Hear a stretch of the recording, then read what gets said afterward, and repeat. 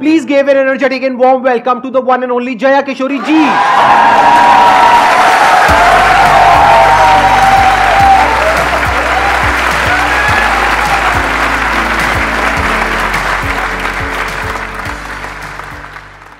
इनकी स्माइल में इतनी पॉजिटिविटी है, आई थिंक इनको कुछ बोलने की जरूरत ही नहीं है। अगर ये पूरे सेशन में यहाँ पर सिर्फ बैठ करके स्माइल करती रहे तो आई थिंक ये सेशन बहुत अच्छा हो जाएगा। इनका एक मोटिवेशनल चैनल भी है। इनफैक्ट आपकी कुछ वीडियोस देख करके मैं खुद मोटिवेट हुआ हूँ, and I am not kidding.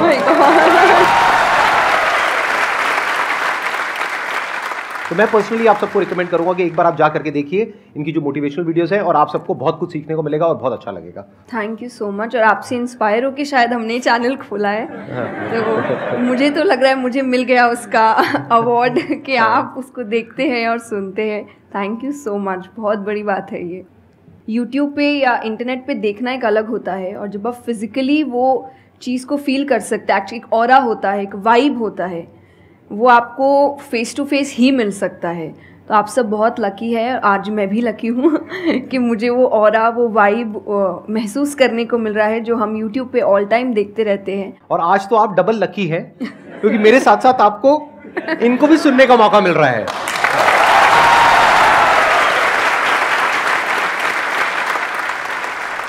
आपके मन में जो भी क्वेश्चंस है, जैसे भी क्वेश्चंस है, आप इनसे पूछ सकते हैं। First of all thank you very much for giving me this opportunity. I want to ask you कि लाइक आपने ये क्यों चूज़ किया कि you want to go into spirituality, कि मुझे इस चीज़ में ही जाना है? टू बी वेरी ऑनेस्ट, मैंने चूज़ नहीं किया था, इस स्थान ने मुझे चूज़ किया था, क्योंकि मैंने शुरुआत 6 साल की उम्र से की थी।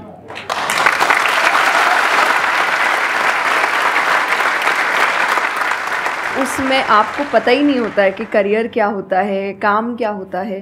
तो मैंने कुछ भी सोचा नहीं था, मेरे सामने चीज़ें आती गई, मुझे अच्छी लगती गई और मैं करती गई। और इसीलिए मैं हमेशा कहती हूँ अपने अंदर के बच्चे को ज़िंदा रखिए, क्योंकि वो कभी भी ये नहीं देखता इससे मेरा फ़ायदा होगा, या उसको अच्छी लगती है चीज़ और वो करता है।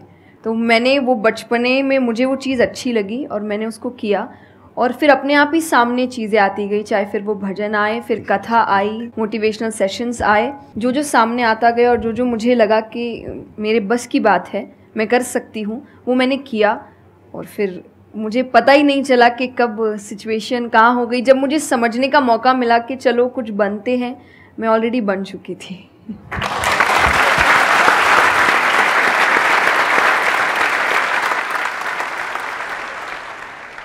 मेरा क्वेश्चन कंसंट्रेशन पावर को लेके है, या दूसरी तरह से बोल सकते हैं अवेयरनेस को लेके।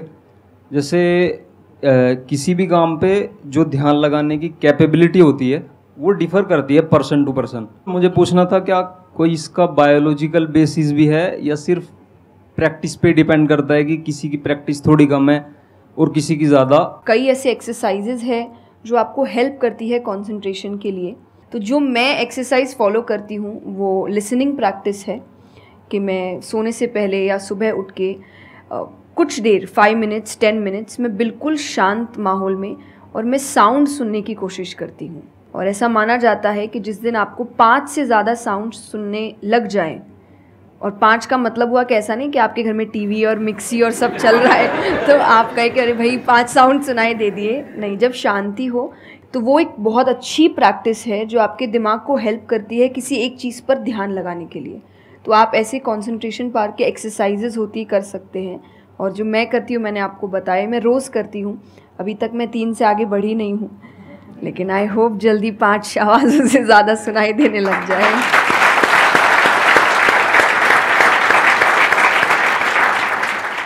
बचपन से जो आपने किया अभी तक वो तो मैटर करता ही है। फॉर एग्जाम्पल, अगर आप बचपन से ही सिर्फ कंप्यूटर पर ही अपना टाइम पास कर रहे हो या मोबाइल पे, जो आजकल बड़ा कॉमन हो गया है, तो आपकी जो कंसंट्रेशन पावर है वो पैसिव वे में तो अच्छी होगी। यानी कि अगर कोई कंटेंट है उसको आप कंज्यूम कर रहे हो तब तो आपका माइंड वहां पर लग जाएगा, लेकिन जब खुद ध्यान लगाने की बारी आएगी तो आप नहीं लगा पाओगे। एक्टिव कंसंट्रेशन आप नहीं कर पाओगे। और वही आपका क्वेश्चन है कि जो अपनी एक्टिव कंसंट्रेशन पावर है उसको कैसे बढ़ाया जाए, यानी कि आप जब चाहे, जहां चाहे, जितनी देर के लिए चाहे उतनी देर के लिए अपना ध्यान लगा सके, और जब चाहे वहां से ध्यान हटा सके। इसी को कहेंगे ना कि एक्चुअल में आपका जो ध्यान है वो आपके कंट्रोल में है। नहीं तो इतना कुछ है इस दुनिया में, वो तो सब खींचने के लिए तैयार बैठे हैं आपके ध्यान को, आपकी अटेंशन को। अगर फाइनेंशियली बात करी जाए तो आज की डेट में सबसे ज्यादा जो वैल्यू है वो आपकी अटेंशन की है। जितनी भी कंपनीज हैं उनके लिए सबसे इंपॉर्टेंट है आपकी अटेंशन। अगर आपकी अटेंशन आपके हाथ से निकल जाती है और उनके हाथ में चली जाती है तो वो हो जाएगा जो वो चाहते हैं, यानी उनको प्रॉफिट हो जाएगा, आपको नुकसान होता है हो जाए। तो अब सवाल उठता है उसको कैसे बढ़ाया जाए। चेस बहुत अच्छा तरीका है उसको बढ़ाने का। स्पोर्ट्स से आपकी कंसंट्रेशन पावर बढ़ती है। जैसे मुझे बैडमिंटन बहुत पसंद है, तो बैडमिंटन में सारा ध्यान कहां पर होता है? शटल के ऊपर, और कोई थॉट माइंड में आ ही नहीं सकता, क्योंकि अगर वो आया तो शटल से आपका ध्यान हट गया और आप हार जाओगे। तो sports is another way of doing it. उसके अलावा जैसे इन्होंने बताया लिसनिंग, अगेन वेरी पावरफुल। बहुत तरह की साउंड्स हैं, बहुत तरह की वाइब्रेशंस हैं इस यूनिवर्स में, बट हमारा ध्यान नहीं है उसकी तरफ। कुछ ग्रॉस है, कुछ सटल है। तो जैसे जैसे हम सटल जाते हैं तो ऐसी बहुत सारी वाइब्रेशंस हमारी पकड़ में आती है जो नॉर्मली लोगों की पकड़ में नहीं आ पाती है। क्यों? क्योंकि उनका ध्यान दो जगह पे होता है, या तो इस दुनिया में जो कुछ हो रहा है वहां पे होता है, या फिर अंदर जो थॉट चल रहे होते हैं वहां पे होता है। इसके अलावा और कहीं नहीं होता है। तो उन वाइब्रेशंस को सुनने के लिए हमको कानों की भी जरूरत नहीं है। इवन विदाउट योर ईयर्स, अपने कान बंद करके भी आप सुन सकते हो उन साउंड्स को। तो शुरुआत वहां से करो, धीरे धीरे आप देखोगे आपका जो ध्यान है वो आपकी पकड़ में आने लग जाएगा।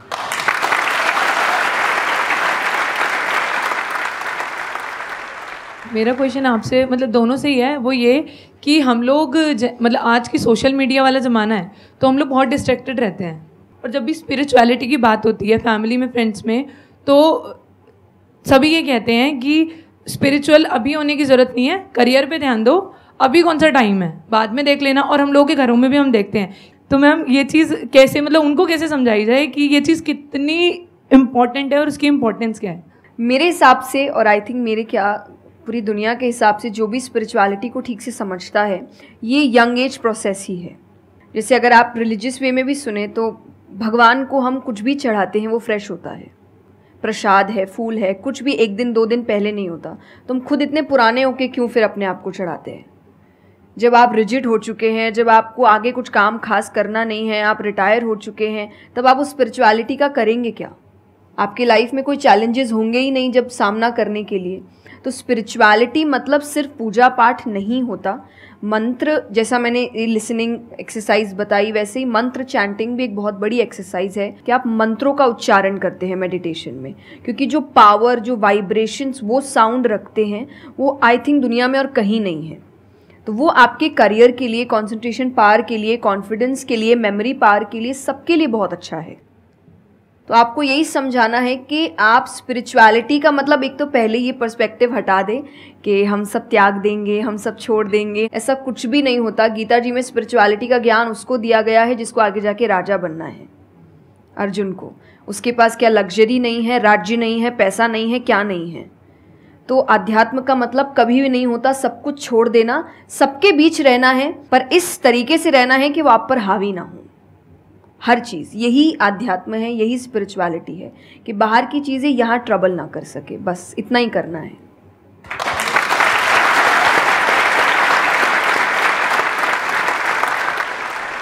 अर्जुन कह रहा है कि क्या मैं सब कुछ छोड़ छाड़ के चला जाऊं?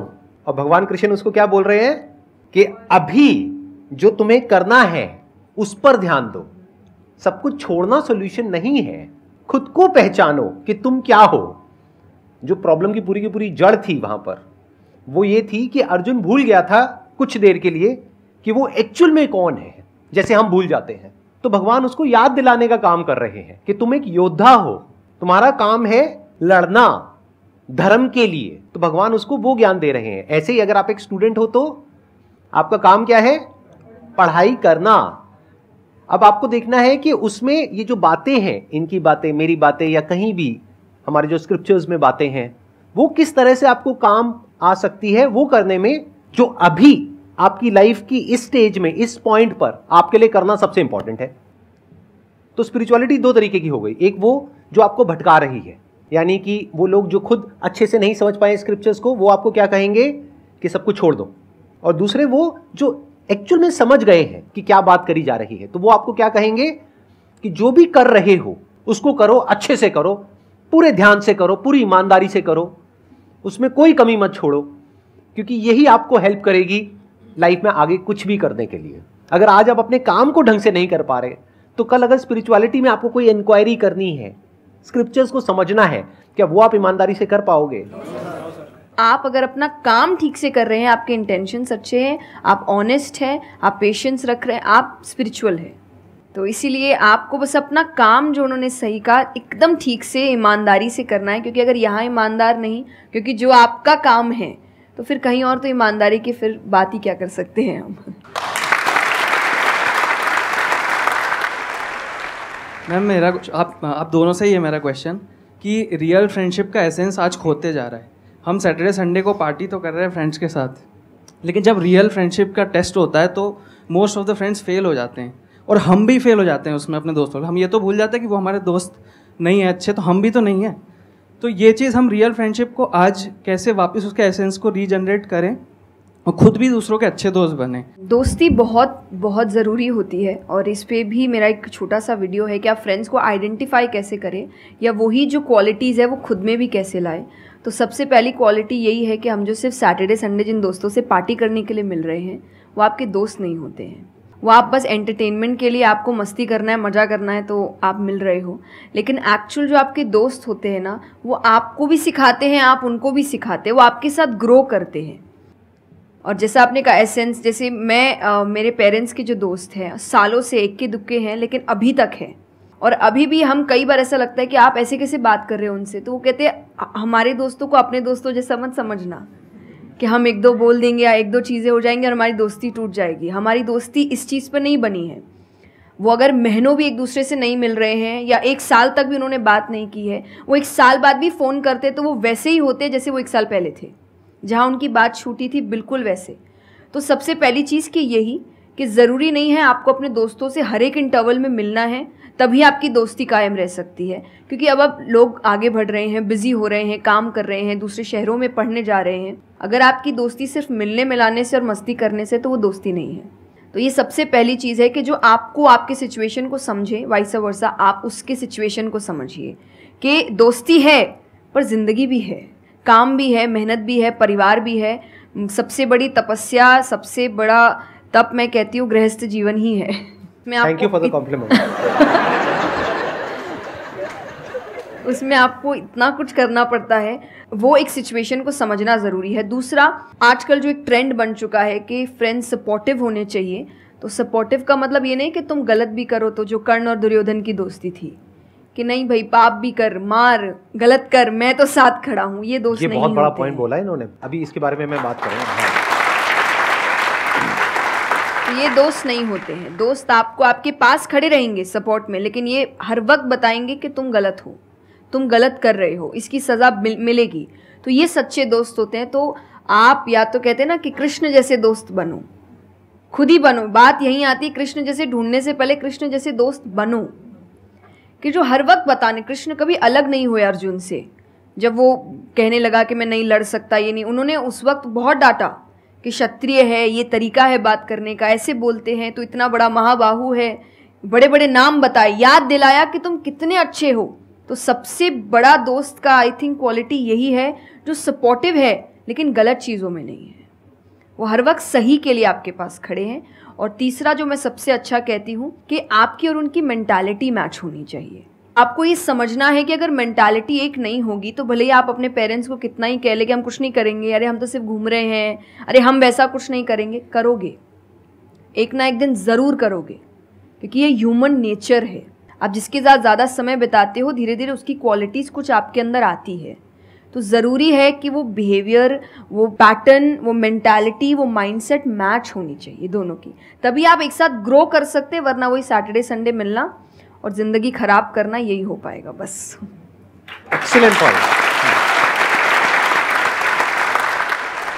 ये समझना इतना इंपॉर्टेंट नहीं है कि दोस्ती क्या है, ये समझना ज़्यादा इंपॉर्टेंट है कि दोस्ती क्या नहीं है। अगर आपका जो दोस्त है वो कुछ गलत कर रहा है, तो उसका साथ देना दोस्ती नहीं है। क्योंकि अगर आप गलत में भी उसका साथ दोगे तो वो और पावरफुल हो जाएगा, वो और बड़ा गलत काम करेगा।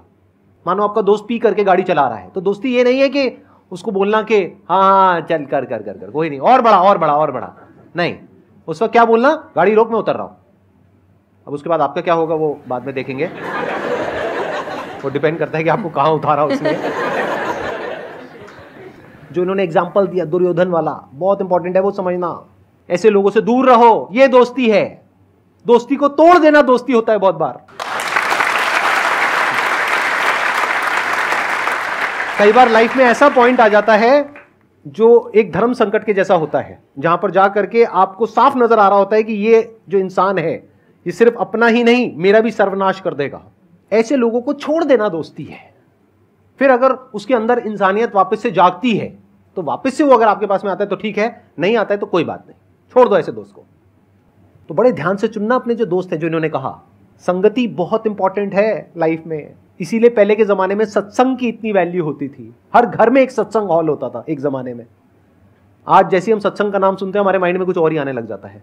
सत्संग मतलब सत्य के संग। सत्य मतलब वही जो इन्होंने कहा कि जब कोई सही रास्ते पे चल रहा है तो उसका साथ देना, और कोई झूठ के रास्ते पे चल रहा है, कोई गलत काम कर रहा है तो उसका साथ छोड़ देना। तो सत्य के साथ रहना, वो लोग जो सत्य बोलते हैं, वो लोग जो सत्य की राह पे चल रहे हैं, वो लोग जो धर्म की राह पे चल रहे हैं। ये वर्ड सुनने में आपको थोड़े से पुराने लगेंगे, लेकिन अगर इसकी डेप्थ को आप समझोगे तो अंदर से आप समझ पाओगे कि मैं क्या बोल रहा हूं, किस लेवल से बोल रहा हूं। Hello sir, hello ma'am. Ma'am मतलब कई बार हम सुनते भी हैं, बहुत जगह देखते हैं, और कई बार बहुत बार हम पढ़ते भी हैं। मैम मुझे ये पूछना है कि मैम भक्ति क्या है, मतलब भक्ति क्या होती है? आज ये ज़माना अलग हो गया है कि भगवान से भी लेन देन का मामला चल रहा है कि आप मेरा ये काम कर दो तो ये हो जाएगा, और काम एक भी नहीं हुआ तो भगवान बदल ले, कि वही कहीं और माथा टेकते हैं, यहाँ तो काम हो नहीं रहा। तो ये भक्ति नहीं होती। तो एक तो जो परसेप्शन भक्ति का बन गया है कि भजन कीर्तन पूजा पाठ कर लिया और भक्ति हो गई। भक्ति का असल मीनिंग है सरेंडर, समर्पण। और समर्पण व्यक्ति कब करता है? जब पहला चीज़ विश्वास होता है कि वो जो भी करता है वो सही करता है। मुझसे कई बार लोग पूछते हैं कि आप बहुत ज़्यादा डिप्रेशन में नहीं जाते, या कोई आपने सब कुछ देखा है, चाहे स्ट्रगल है, इंसल्ट है, रिजेक्शन है, हर फील्ड में हर चीज़ होती है। अगर आप आगे बढ़ रहे हैं, कोई पोजीशन पे जाने की कोशिश करें तो आपको इनका सामना करना पड़ेगा। ये ज़िंदगी के साथ आता है तो आपको सामना, लेकिन मुझे कभी दिक्कत नहीं दी ये चीज़ें। क्यों? क्योंकि जो मैंने कहा समर्पण, मुझे पता है कि एक ऐसी शक्ति ऊपर बैठी है जो मेरा बुरा नहीं चाहती। तो कई बार बुरी चीज़ें भी मेरी ज़िंदगी में हो रही है, मुझे पता है वो मेरे अच्छे के लिए है क्योंकि वो कर रहा है। तो ये समर्पण, ये भक्ति है। तो ये आपको हारने नहीं देती। क्यों हारेंगे आप? क्योंकि आपको पता है ना कि वो हारने देगा नहीं। तो आप अपने आप गिरे, आप फिर उठेंगे कि नहीं भाई अभी गिरना शायद ज़रूरी होगा, उसका इशारा है, इसीलिए चलो फिर उठते हैं, फिर आगे बढ़ते हैं। तो अर्जुन ने भी जब समर्पण की बात गीता जी में आती है तो कई लोग कहते हैं कि धर्म का मतलब होता है अंधविश्वास। नहीं, क्योंकि अगर अंधविश्वास होता, अंधविश्वास में क्वेश्चन करना अलाउड नहीं होता आपको।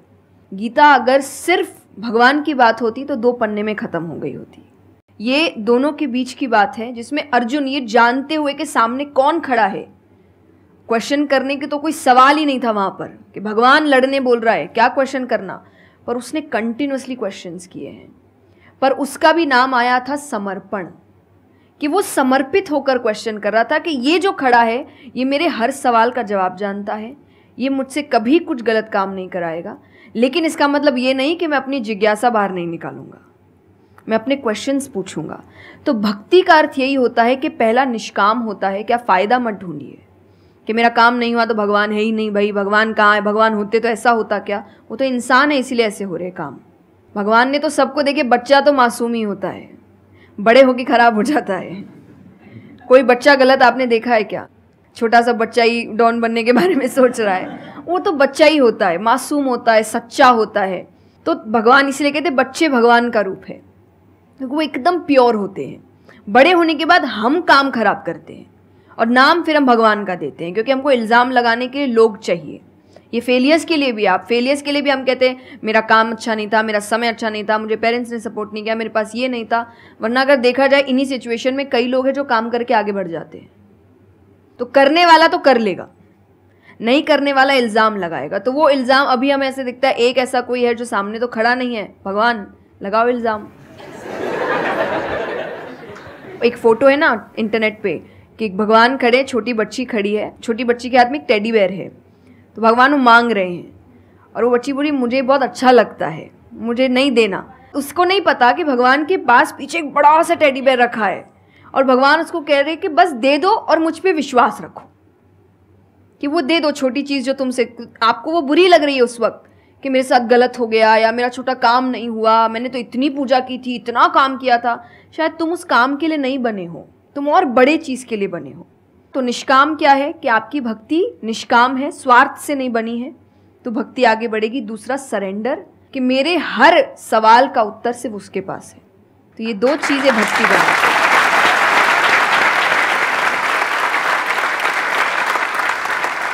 मेरा मन कर रहा है कि मैं बैठ करके बस आराम से आपको सुनता रहूं, मेरे को इतना अच्छा लग रहा है। आप प्लीज़ थोड़ा सा और बोलिए इसके बारे में, भक्ति के बारे में। मुझे सही में बहुत, कितने लोग चाहते हैं कि थोड़ा और बोले?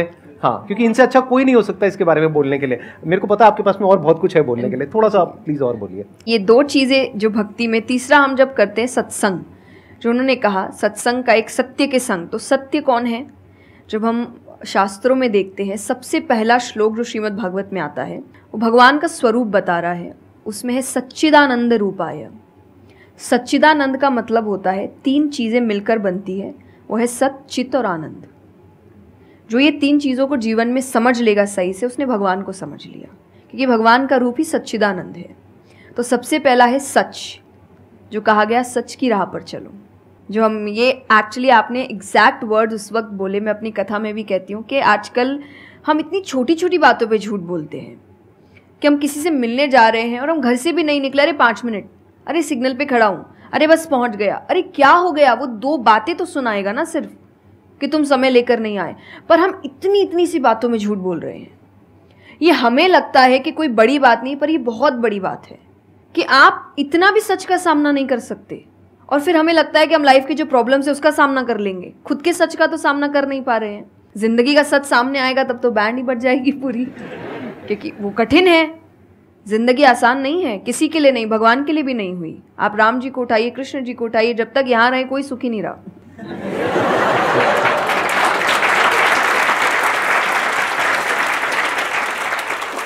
तो सुखी तो कोई नहीं रहा यहाँ पर। आपको सुख खुद ढूंढना पड़ता है, आपको अपना जीवन खुद निकालना पड़ता है अपने चॉइसेस को लेकर। तो इसीलिए पहला सत है। दूसरा चित है, अवेयरनेस। हम अवेयर नहीं हैं चीज़ों को लेकर, हम इग्नोर करते हैं। अवेयरनेस और इग्नोरेंस ये ऑपोजिट्स हो गए कि आप कोई भी चीज़ आपको समझ नहीं आ रही है, नहीं है। मैं अधिकतर नास्तिक लोगों को आप देखिए, उनको अगर पूछे ना भगवान को मानते हैं, तो उनके पास एग्जैक्ट रीजंस नहीं होते कि क्यों नहीं मानते, बस नहीं है, दिखा नहीं, मुझे नहीं दिखा तो नहीं है। तो तुम्हें तो बहुत चीज़ें नहीं दिख रही। मेरे पापा इस पर मैंने एक बार उनसे क्वेश्चन किया था कि बोले तो पापा कैसे जवाब दे? तो पापा बोले उनको पूछना उन्होंने अपने परदादा को देखा था। देखा तो नहीं होगा,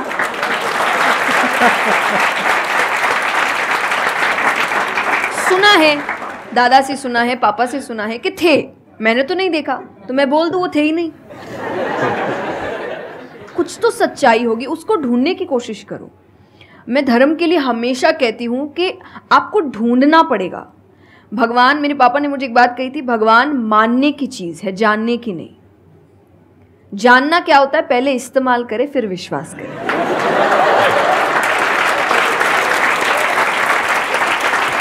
कि पहले देखेंगे है कि नहीं है, फिर बताएंगे। तो वो तो भगवान है, वो कहेंगे देख मैं भी घुमाता हूँ। वो भगवान है भाई। उनको अगर आप बोलोगे कि मेरे सामने आ, मुझे दिखा तू है कि नहीं, तो बोलेंगे घूम, नहीं दिखाता, कभी नहीं हुई, नहीं जा। तो भगवान मानने की चीज़ है, मानो वो अपने आप जना देंगे वो कहाँ है। तो भगवान के लिए माना गया कि पहले आपको मानना पड़ता है, दैट इज सरेंडर, कि मैं मानता हूँ, मैं इसीलिए पढ़ रहा हूँ। अधिकतर लोग अभी पढ़ क्यों रहे हैं, जान क्यों रहे हैं? गलत साबित करने के लिए। और दुनिया के लिए भी, आप किसी भी चीज़ को जानने की कोशिश करो तो सिर्फ एक खाली दिमाग से जानने की कोशिश करो, अपने दिमाग से नहीं कि मुझे गलत साबित करना इसीलिए पढ़ता हूँ चलो। तो फिर आपका दिमाग सीधा उस गलत बात पे ही जाएगा कि देखो मैंने तो बोला ही था गलत है, और उसके आसपास कितनी अच्छी बातें लिखी होगी आप देखेंगे नहीं। पर आपको जो बस साबित करना है, आप उस लोग सुनते भी आजकल इसीलिए हैं। मैं कथा में एक बात कहती कि बस आजकल कथा ही बची है सुनने वाली चीज़, वरना आप कहीं भी 2 लोगों को देखिए वो बोलेगा मैं बोलता हूँ, नहीं मैं बोलता हूँ, नहीं मैं बोलता हूँ। दुख देखिए किसी के, प्रॉब्लम्स को एक बोलता है अरे मेरी जिंदगी अच्छी नहीं चल रही, अरे मेरी उससे भी खराब है।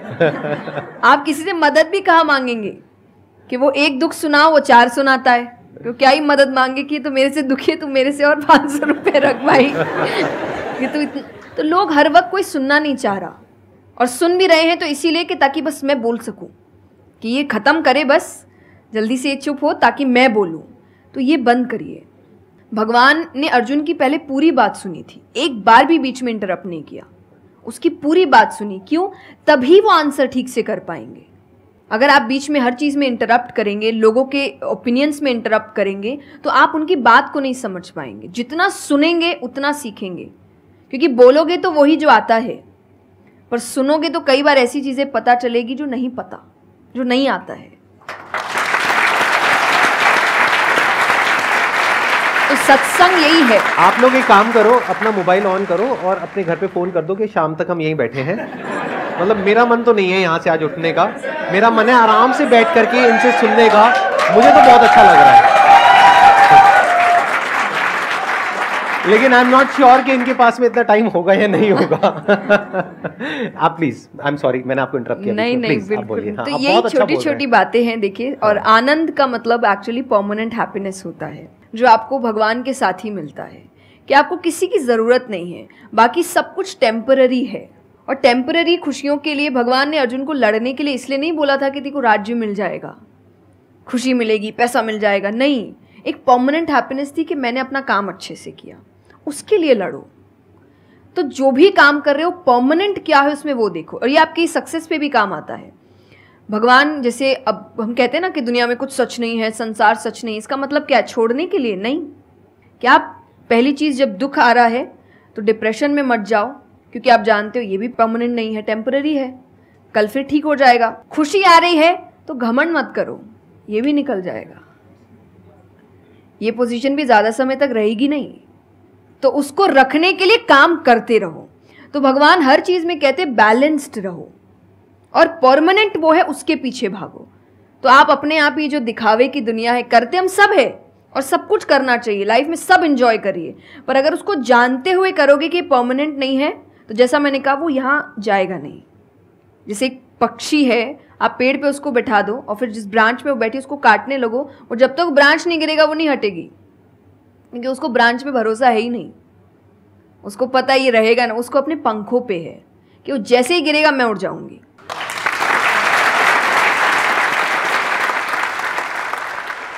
एक सॉन्ग अगर आप प्लीज, उस पर हम एंड कर सकते हैं सेशन को। हाँ।